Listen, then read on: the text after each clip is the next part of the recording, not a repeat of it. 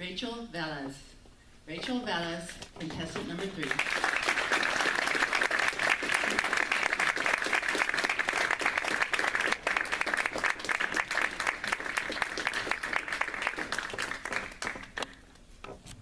Madam Toastmaster, fellow Toastmasters, distinguished guests, and especially Kathia. We were all created to create, and Kathia created and delivered an inspirational speech tonight.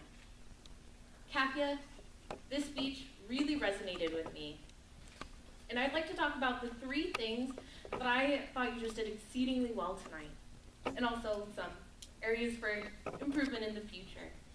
I'd like to talk about your language, your voice, and your gestures. Your language is the one I'll probably dwell on the most because to me, language is the most important thing. And Kathia, had the best use of language tonight. First, it was colloquial, informal, like talking to a friend. It was as if we were just sitting down at a coffee shop and you were just explaining your ideas to me. I enjoyed that about your speech. I love the explanation of talent versus creativity. That gave me a precedent for your speech and a way that I could follow along throughout the speech when you were talking about those 2 different things. Kathia also had a great use of analogy and personal stories, which helps, as we all know, facts tell and stories sell, but tonight you were selling your credibility, your sincerity, your willingness to help us grow. And by bringing us into your world with your personal stories, you achieved that effectively and built a strong rapport with your audience. So an excellent use of language tonight. Now, as for the voice, the tone was very nice and steady. There was level pacing throughout. It wasn't too fast or too slow, which made it easy for the audience to follow along with you.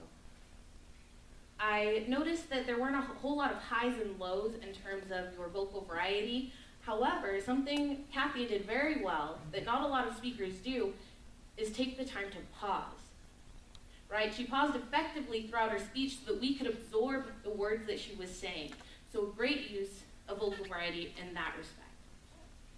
As for her gestures, there were some very purposeful gestures throughout the speech, but I did see some of what I like to call T-Rex hands, where they just kind of stay here. They're reaching for cookies, but they're not getting them.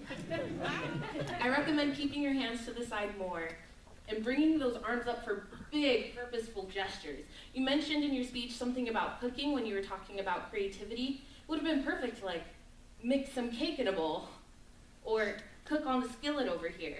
Use a nice big gesture rather than just your hand saying cooking to really just get that point across. But overall, I think we can all learn from Kathia's speech tonight to use language effectively, to use our gestures, to use our voice, but most importantly, to not be afraid to create. Madam Toastmaster.